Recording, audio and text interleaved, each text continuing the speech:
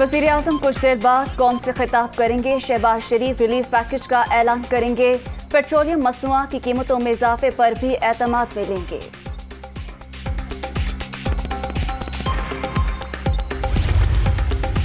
कोई डील हुई ना ढील, खून खराबे से बचने के लिए इस्लामाबाद से वापस गए। जून में इलेक्शन का ऐलान हो जाए तो बाकी मामलात पर भी बातचीत हो सकती है। PTI chairman.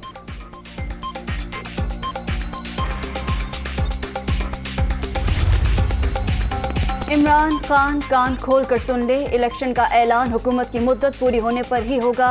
6 रोज की मोहलत सिर्फ बहाना, सच ये है कि अवाम ने इन्हें मुस्तरद कर दिया है। मरियम औरंगजेब।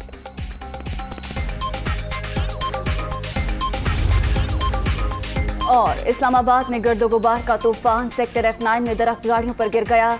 ISO के 90 से ज्यादा फीडर ट्रिप, कई इलाकों में बिजली बंद।